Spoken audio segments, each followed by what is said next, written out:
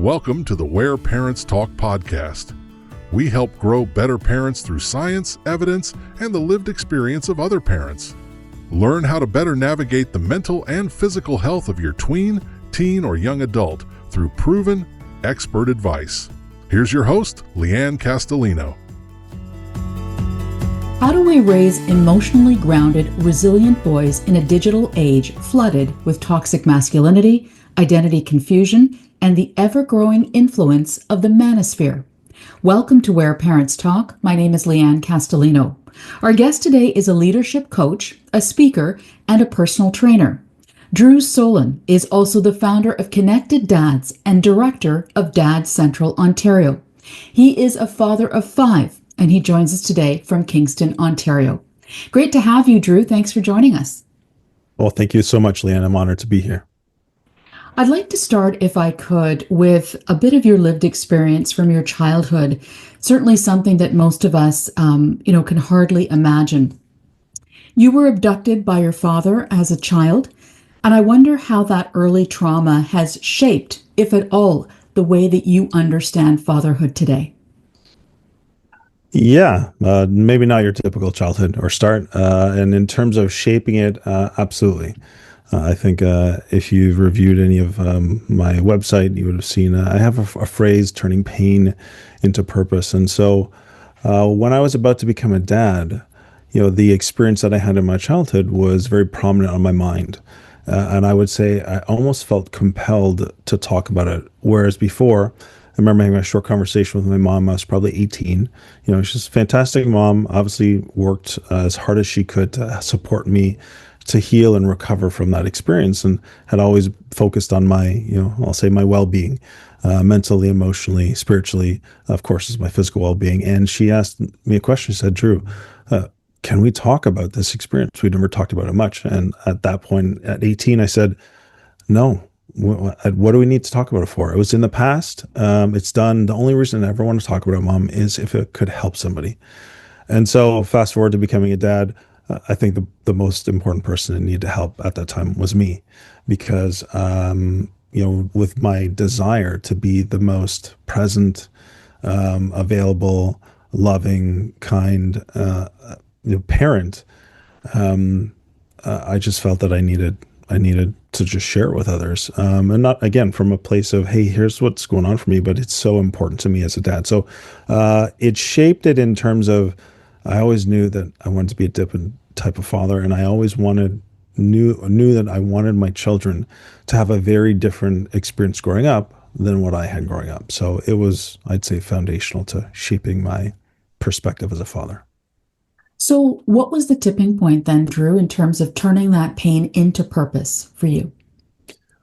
I would have to say, when my son was born, so he was our third child, and life just got really challenging. At the time, my wife had just made a tough decision to sell her business. That had been a dream that she'd been, running for about 4 or 5, I'd say, years at that time. I had just been put into a new role at work, a career pivot, was being, pointed to as providing significant leadership. And then we had some family challenges. We had my grandmother died, and then an untimely death in my ex-wife's family. Her uncle died suddenly. And so life just really hit hard. And I found myself really doing everything I could to hold the family together, to serve the needs of the children, to serve the needs of my wife, and to, just continue to lead and do well at work. And I think I was carrying way too much. So the tipping point was recognizing that I can't handle all this. And what happened is that it would show up at home, right? I would be impatient. I would be intolerant. And there was just a lot of pain that I was experiencing at home. And I didn't really have a way an outlet for it. I didn't have a way to process it that felt like it provided any form of relief. It just felt heavier and heavier. So I'd say the tipping point was life crashing down and recognizing there needs to be something more here. There will be many parents who listen to and watch this interview who can relate to what you just described, Drew. And you have the fortune of supporting many dads who are maybe in that category themselves in terms of what you do with Dad Central and Connected Dads. So, what kind of trends, if any, are you noticing with respect to what dads are telling you about just in general? Yeah, it's a fair question, and every dad's story is going to be a little bit different. But I'd say there are three common things that typically come up. So right now, in this age of technology, screens are a challenge, I think, for any parent at any age and stage, but especially in this sort of tween and early teen stage. Screens, and how do you handle that, and how do you relate to your children? How do you work with this screen? I think many parents, I don't know, but may have just given up, and not sure how to approach it. That's one. I think fathers are always feeling stretched. They're feeling pulled in many different directions, and I think there's many layers to that. But essentially, it's how do you take care of all these responsibilities, and how do you then care for yourself at the same time, so that you can show up the way you want to, and not feel like you're letting someone down somewhere. And I think the other trend I would say is that fathers are wanting, are seeking resources and support, but are still struggling to find places and spaces that really recognize their heart of wanting to be a father, of wanting to be a good dad. They're still viewed with, as you opened up in, this idea of some of the toxic masculinity or some of these other ways that, have traditionally how fathers might have been viewed, but are not how fathers today want to be viewed, or want to actually the heart behind how they want to be parents.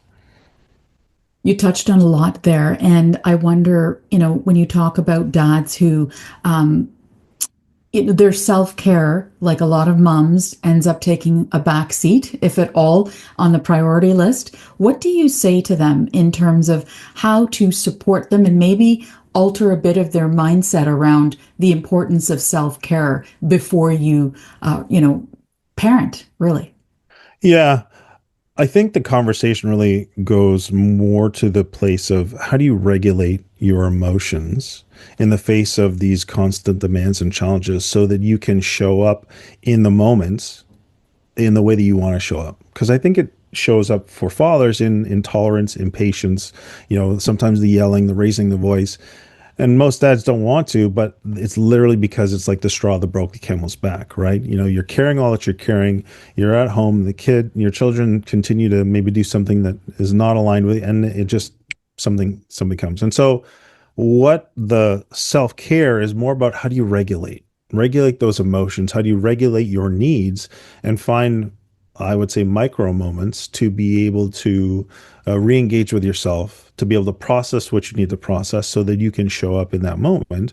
So, simply making sure that you are breathing, that you are in those moments. If you need to, you are removing yourself. You're taking a moment. You're establishing healthy boundaries. Some of that is, I think, more helpful for fathers, practical, tangible, moment by moment in those periods where you would trip up. That's where I think the focus ends up being more for fathers, and also being, I think, practical and helpful for them, because generally they can carry the load and they can perform, but at the same time, it's the ability to take those moments to reconnect with themselves and support themselves, which isn't seen as the taking a day off or going off with your buddies. And I think that is important, and maybe we'll touch on it later, is the ability to have strong, close, connected community or friendships.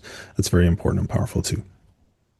Certainly, every age and stage of a child's life presents, wonderful rewards and incredible challenges in terms of parenting. When we talk about adolescence, there's no shortage of challenges. I wonder why you think that so many fathers feel a lack of confidence and tend to struggle in their role when their kids are in those tween, teen, and adolescent years. Yeah. I mean, as I said, every story is a little bit different. I think there are some observations, both from me personally, but also in doing the work that we do. Depending on the context, sometimes fathers aren't as involved when the children are younger, and they haven't developed some of the skills in terms of relating and engaging with their children in ways that are maybe as helpful or as productive to building a strong relationship, or as a more connected relationship. And sometimes, again, in the teen age and adolescent age and stage, there's another element which I'm experiencing myself is I see my children growing independent, which is excellent. I love that. But there's also truly an emotional letting go of that happens because I'm not needed as maybe as I was before, or I see my children going and making decisions that maybe I wouldn't want them to make those decisions, but they are getting to the age and stage where they're able to make more independent choices. And so there's an emotional element of that's hard. That's hard as a parent. And many dads may not be fully aware of that, but I mean, I'm talking about it because this is what I'm going through now too. And so I recognize how that has impacted me and my willingness or ability to be able to engage and relate to my daughters in ways that is more from a place of curiosity and understanding as opposed to the directing and correcting, we'll say, right? Where this is how you do it. This is what you should be doing. Why are you doing those types of things? And so I think I'm off track a little bit, but the main element, I think, actually, can you remind me? Question? Well, it was really about, when dads kind of, many of them lose their confidence when their kids are in the adolescent stage. So I think there's an element of because you haven't built up that skill early on, it's harder at this age and stage because of what I just described, some of the emotions you're experiencing, plus the children's growing independence. And there's sometimes friction in choices that teenagers want to make choices that may not align with your views or your values as a parent. And the other element is sometimes, again, back to the skill, is the ability to listen effectively or understand how to relate to children who are going through this very important but also very challenging developmental stage, physically, emotionally, right? You're seeing significant changes, and sometimes that's not easy for dads, especially, and I've got daughters. So some of the emotional experiences of daughters is tremendously challenging for, well, say me, who is a little bit more logic, reason based, and the significant emotional fluctuations can be hard to. So how do you work through that? How do you relate to that? And how do you do it in a way that your daughters and sons feel seen, heard, and understood? So I think that's a real challenge.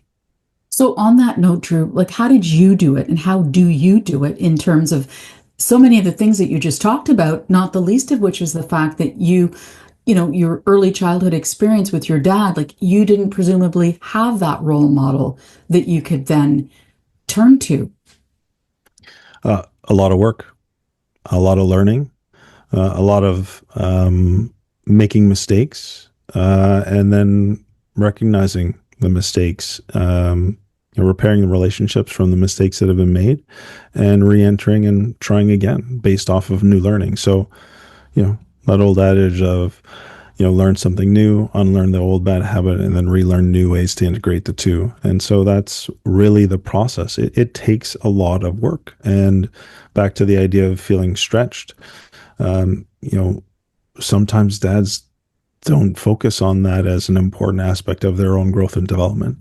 And that's where they just resort to old patterns or resort to maybe influences that may not be as valuable for actually building a stronger relationship. And then they just say, well, I'm going to do that. And it continues to maybe not yield the results they're looking for. And then I think you get frustrated, you get discouraged. And then you also feel like, well, forget about it. I'm just going to let, mom or somebody else or deal with it. I don't know that many dads did, but sometimes that does happen. You have certainly at this point presumably supported many dads who found themselves in a similar position, whether it's an absentee father or a difficult relationship with their own father. The idea of how do those lingering wounds get managed as they parent their own child. You've talked about learning and the constant evolution piece. There's a huge self-awareness piece that you alluded to as well. But what kind of tips do you offer dads as small starting points that they could consider in terms of how they foundationally begin their relationship or alter their relationship with their own children? Yeah, that's a great question. I'd say that's maybe a nuanced response, so I'll do my best. Number one, I think it's the recognition that you have to process your own stuff. You've got to recognize what maybe your past upbringing has left you with. And if there's anger, if there's resentment, if there's bitterness, if there's unforgiveness, if there's confusion, if there's sadness, if there's grief, you've got to be able to name them, and you've got to be able to then actually process them in healthy ways. So maybe you've done that work already, which is great. So then, if you haven't, your children will most certainly bring it out of you in ways and in moments you maybe least expected. And I would say, whereas dads often beat themselves up, or others beat them up if they make the mistake as a result of being triggered by their child, it's actually an opportunity for you.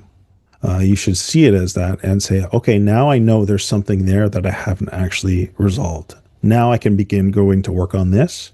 And then as I work on it, I will know, and I'm certainly going to be challenged again, I will know how to be able to address it better. So, that starts the process, identifying those emotions, working through resolving them so that they don't show up in ways you don't want them to show up when your children naturally push your buttons.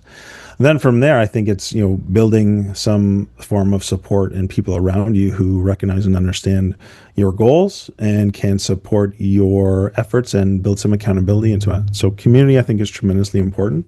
That's something that we do at Dad Gentle. It's very important to help surround fathers with that support, as well as helping give practical, tangible skills on how to engage and relate to others, primarily our children, in healthy ways. And that's built off of an understanding, what does a healthy relationship look like? So you need to understand some of those healthy relationship fundamentals as well.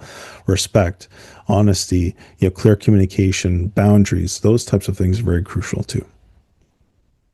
Let's switch gears just a little bit and talk about the manosphere. Certainly a concept that increasingly garners headlines, in Canada and around the world.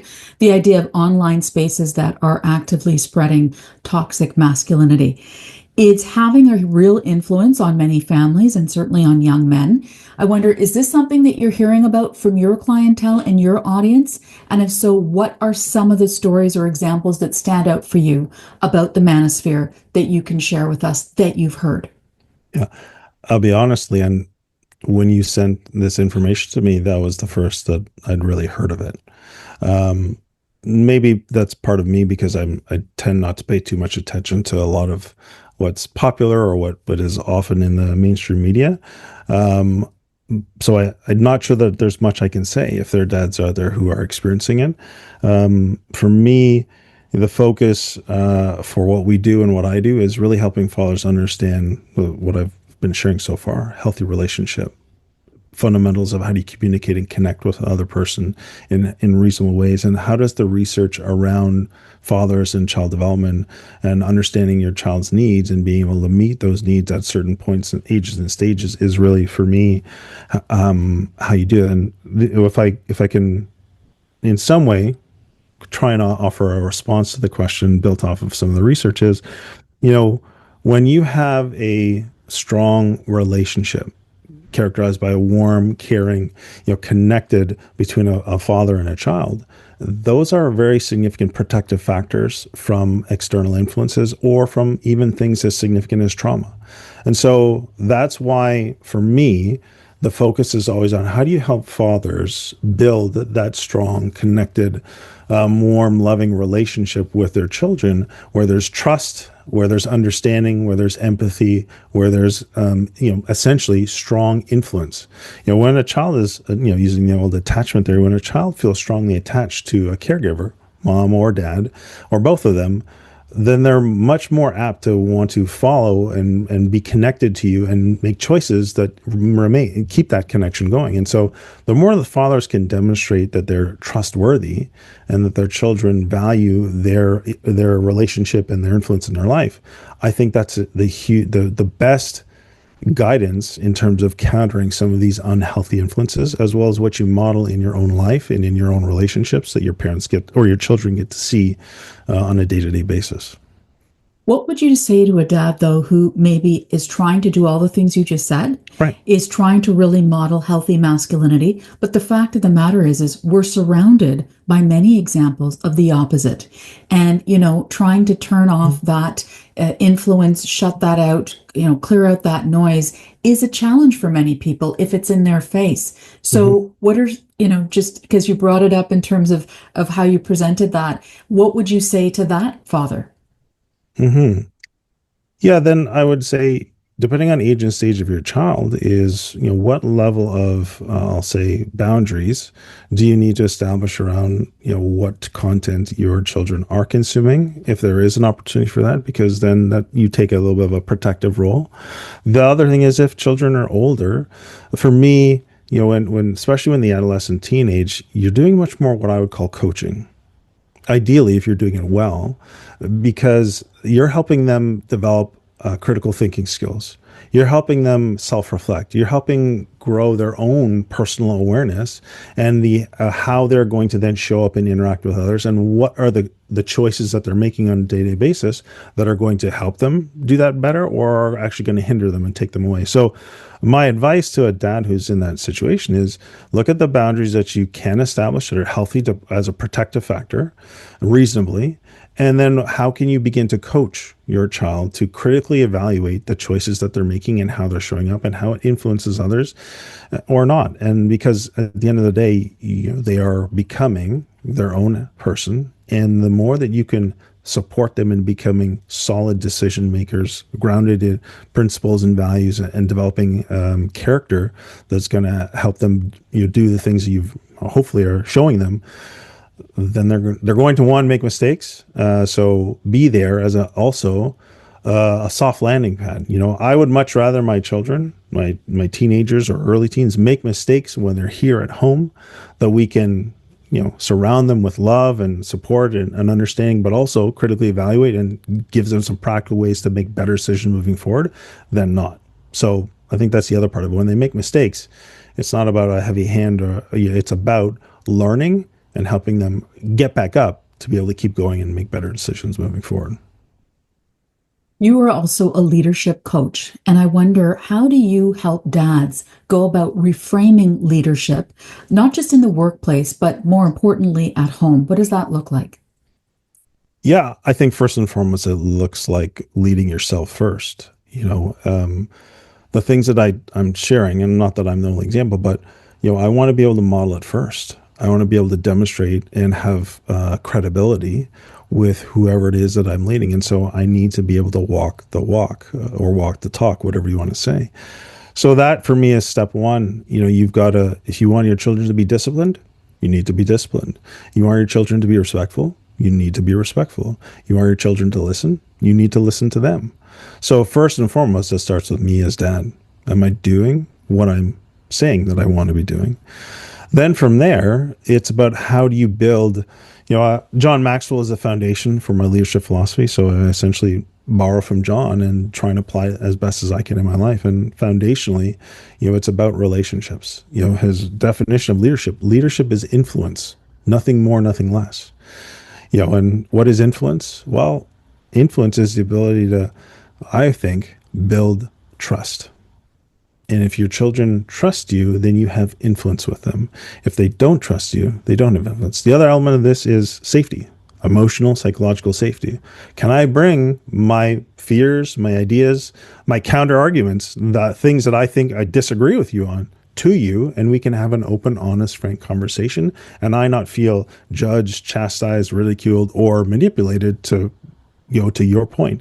So to me, that's the foundation in terms of, one, you have to model it yourself. Two, you have to build solid, healthy, constructive, trustworthy relationships with those around you. And then from there, we can build, additional things based on goals, aspirations, and leading in terms of your family and working collaboratively. I can't leave this out, sorry. Collaboratively with your co-parent or with your spouse. I think that's foundational and so important. You created Connected Dads for many reasons, but presumably to address a gap for dads, as we've kind of talked about in different ways here. What would you say makes it different from other parenting or coaching programs that currently exist? That's a great question. So for me, it's about the community, and it's about being surrounded by others who have a similar desire, but don't have all the answers. And I'm, poster child for that. Don't have all the answers. My goal is to continue learning and surrounding myself with others who have a different idea, different perspective, or different experiences that I can say, hey, you're really good at this. Can you tell me more about that? So I think there's an element of humility, but what makes it different is it's about community and surrounding yourself with others who have talent, skills, abilities that supplement you, but also can have this shared understanding of the fatherhood experience, and how do we then grow collectively towards all of our goals. In terms of what would you say to a father listening to this interview about taking the steps to change their belief or mindset in terms of how they show up for their family? If it's something they feel like they are struggling with, they want to improve, they have the self-awareness to take the steps to address it, what would you say in terms of offering, just a tip or just a piece of advice about how to make a small change to allow that to happen? Yeah, well, first you just got to do it, right? So reach out. If there's a resource, a person, a friend, a mentor, somebody at your church, whatever it is, reach out and say, hey, I'd like to talk about this, or I'd like some support in this. Absolutely do that. There was something that came up as you're sharing, but it's totally gone out of my mind now. So step one, you just got to do it. And then, the second part is whatever is one simple change you can make, just do it. And right now, if fatherhood and your relationship with your children is important, then the simplest thing you can do is dedicate 10 minutes a day, just 10 minutes a day of uninterrupted one-on-one time with your child, where your goal is to simply put everything away, your phone, your work, everything else, and literally sit across from them or be across from them in their space, eye to eye, face to face, smiling, observing, asking questions, and listening as best you can, or playing with them for those 10 minutes a day. That to me are two simple things you could do. You have 5 kids, and we've talked about, your childhood, the world we live in today, all the different unique challenges and pressures affecting parents and specifically dads in this conversation. What gives you hope about this generation of fathers who are contending with so many different pieces coming at them as our mothers, and the sons and daughters that they are trying to raise? Yeah, what gives me hope is the number of dads who are actively reaching out, who are actively seeking these resources, who are actively connecting and building, their own communities, or building their skills, or building their knowledge, or just building their own health and well-being, because their role of father matters significantly to them. So that, to me, that gives me hope. There are opportunities, and we're doing our best. I'm doing my best to be able to put those opportunities out there for dads, so they can be supported in the ways that they need to be supported, and the ways that they want to be supported, so that they can, fulfill that heart's desire of being the dad that they've always wanted to be. Drew Soleyn, founder of Connected Dads and director of Dad Central Ontario, thank you so much for your time and your insight today. You're very welcome, Leanne. Thank you so much for the opportunity for the conversation. To learn more about today's podcast guest and topic, as well as other parenting themes, visit whereparentstalk.com.